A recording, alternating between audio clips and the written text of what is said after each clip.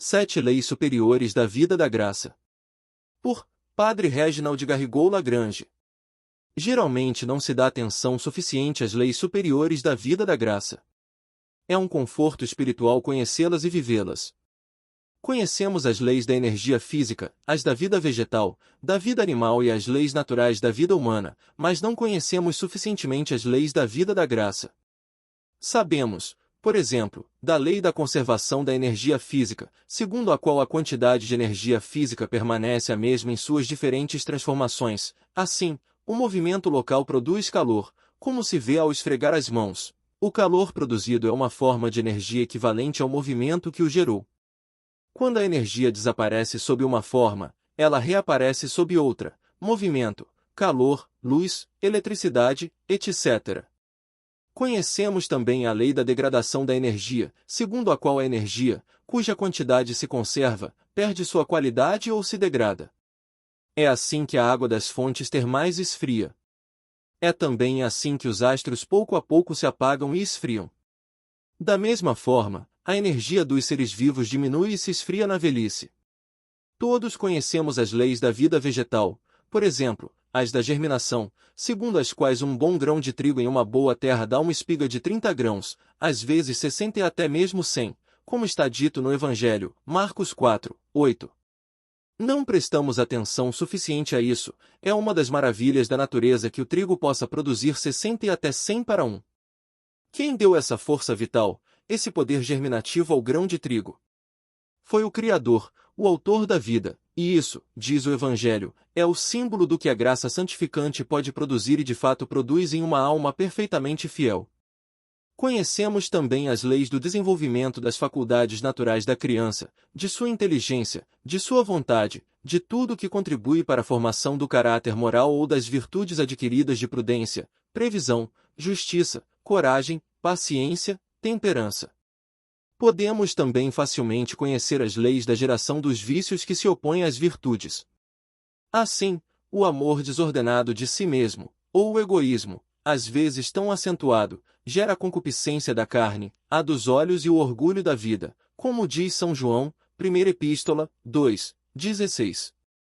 A partir dessas três concupiscências derivam, como mostra Santo Tomás Suma Teológica, primeira secundae, primeira parte da segunda parte, questão 77, artigos 4 e 5, questão 84, artigo 4, os 7 pecados capitais, e destes provém pecados ainda mais graves, como a apostasia, o desespero, o ódio a Deus e ao próximo.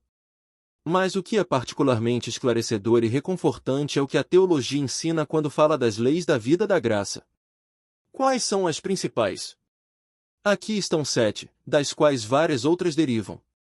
A primeira é que somente Deus pode produzir a vida sobrenatural da graça santificante em nossa alma espiritual e imortal.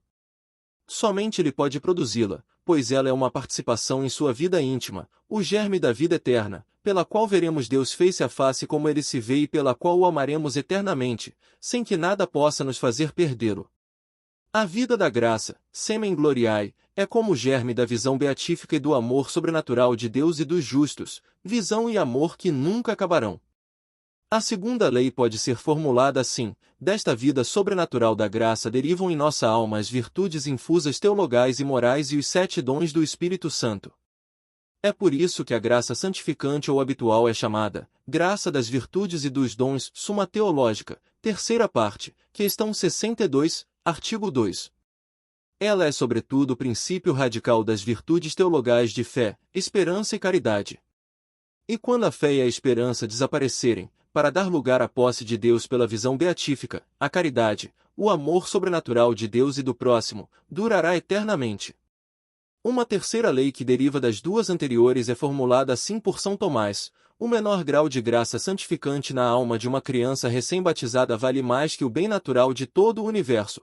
O bem da graça de um só é maior que o bem da natureza de todo o universo. Suma Teológica, primeira secundae, primeira parte da segunda parte, questão 113, artigo 9, resposta à segunda objeção. Da mesma forma, um simples ramo de grama, pelo fato de estar vivo, vale mais que todo o reino mineral, a menor sensação vale mais que todo o reino vegetal, e o menor pensamento humano vale mais que todo o reino animal. Com mais razão, o menor grau de graça e o menor movimento de caridade infusa valem mais que o bem natural de todo o universo, e mesmo mais que todas as naturezas angélicas criadas e criáveis juntas, pois as naturezas angélicas mais elevadas são muito inferiores à vida essencialmente sobrenatural da graça, que é, propriamente falando, uma participação da vida íntima de Deus. Tanto os anjos quanto nós necessitamos do dom gratuito da graça santificante para ter em nós o germe da vida eterna. Uma quarta lei da vida sobrenatural pode ser formulada assim: a graça santificante, uma vez produzida em nossa alma pelo batismo, deveria durar sempre em nós, e de fato ela duraria se o pecado mortal, que nos afasta de Deus e é incompatível com ela, não nos fizesse perdê-la. Esta lei nos mostra o valor dessa vida sobrenatural e a gravidade de qualquer pecado mortal. Em alguns países que permaneceram muito cristãos, como nas melhores partes do País Basco e do Canadá, não é raro, asseguram os padres dessas regiões, ver excelentes cristãos morrerem em idade avançada com a inocência batismal. Vemos, portanto, o valor do batismo de água ou batismo de desejo, e também o valor da absolvição, que remete ao pecado mortal suscitando em nós uma verdadeira contrição, que implica o amor a Deus acima de tudo. Uma quinta lei da vida sobrenatural é que a graça santificante e a caridade não deveriam apenas durar sempre em nós, mas deveriam crescer sempre em nós até nosso último suspiro. Elas deveriam crescer constantemente pela santa comunhão ex opere operato, pelos nossos méritos ex opere operantis e também pelas nossas orações. É por isso que está dito em São Marcos 4:8, na parábola do semeador: outros grãos caíram em boa terra e, subindo e crescendo, deram fruto, rendendo 30 por 1, 60 e até 100. Isso é visto na vida dos santos, particularmente pela aceitação das contrariedades diárias, que eles oferecem imediatamente ao Senhor, e que se tornam, assim, uma oportunidade de crescer constantemente na caridade. Cada uma dessas contrariedades é como um degrau que os aproxima de Deus. Os padres da Igreja dizem até sobre isso, e é outra fórmula da mesma lei: no caminho de Deus, aquele que não avança, recua, pois é um dever avançar, ao invés de permanecer estagnado em via, no caminho. Da mesma forma, a criança que não cresce como deveria não permanece criança, mas se torna um anão disforme. Uma alma cristã que não avança se torna uma alma atrasada. Assim, ensina São Tomás, quando nossos atos de caridade são fracos, remissi, ao ponto de serem inferiores em intensidade ao grau em que essa virtude se encontra em nós, eles não obtêm imediatamente o aumento de caridade que merecem. Só o obterão se fizermos um ato mais intenso ou mais generoso conforme Suma Teológica, Secunda Secundae, segunda parte da segunda parte, questão 24, artigo 6, resposta à primeira objeção. Todo ato de caridade merece um aumento de caridade, mas esse aumento não ocorre imediatamente, e sim conforme alguém se esforça para tal aumento. Se temos uma caridade de 5 talentos, durante um mês, agimos como se tivéssemos apenas 2 talentos, não obteremos imediatamente um 6º talento, e só o obteremos quando, fiéis a uma nova graça atual, fizermos um ato mais generoso. Uma sexta lei é que a graça santificante e a caridade deveriam crescer em nós de maneira uniformemente acelerada. É o que diz São Tomás em seu comentário à Epístola aos Hebreus, x. 25, onde está escrito que devemos exortar uns aos outros tanto mais quanto mais se aproxima o dia do Senhor, que para nós será o dia de nossa morte, tanto mais quanto vedes aproximar-se o dia. São Tomás diz a esse respeito: o movimento natural, por exemplo, da pedra que se aproxima do centro da terra, é tanto mais rápido quanto mais próximo de seu fim. Ora, a graça nos inclina como uma segunda natureza. Portanto, aqueles que estão em estado de graça devem crescer tanto mais quanto mais se aproximam de Deus. O santo doutor vislumbrou de forma confusa aqui a lei da gravitação universal e da aceleração da queda dos corpos, e aplicou-a imediatamente ao movimento das almas justas que gravitam em direção a Deus. Assim como a pedra tende tanto mais rápido para o centro da terra quanto mais dela se aproxima, assim também as almas em estado de graça devem se dirigir tanto mais rápido para Deus quanto mais se aproximam dele e quanto mais são atraídas por ele. São Tomás confirma isso com estas palavras do livro dos Provérbios 4:18. O caminho dos justos é como a luz brilhante da manhã, cujo brilho vai crescendo até o meio-dia. De fato, a caridade dos santos cresce muito mais nos últimos anos de suas vidas do que nos primeiros 10 ou 20 anos juntos. Essa lei de crescimento foi muitas vezes lembrada por São Paulo, conforme a carta aos Efésios, capítulo 4, versículo 15, e a carta aos Colossenses, capítulo 1, versículo 10. Por São Pedro, primeira carta de Pedro, capítulo 2, versículo 2, e capítulo 3, versículo 18. Ela se aplicou perfeitamente em Maria e de maneira menos perfeita na vida dos santos. Sua velhice os aproxima a cada dia, apesar das enfermidades de uma idade mais ou menos avançada, da eterna juventude do céu. Uma sétima lei da vida da graça diz respeito ao fim de nossa vida terrena, e pode ser formulada assim: a ordem radical da vida da graça seria florescer em vida eterna logo após nossa morte, se não tivéssemos faltas a expiar. A razão disso é que o purgatório é uma pena justa que Deus só pode impor por uma falta evitável e irreparável antes da morte.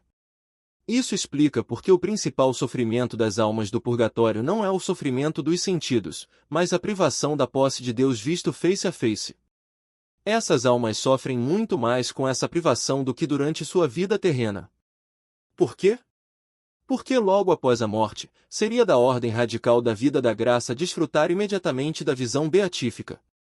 As almas do purgatório têm uma fome e sede de Deus das quais não temos nenhuma experiência, elas faltaram ao encontro com Deus e sabem bem que isso aconteceu por sua culpa.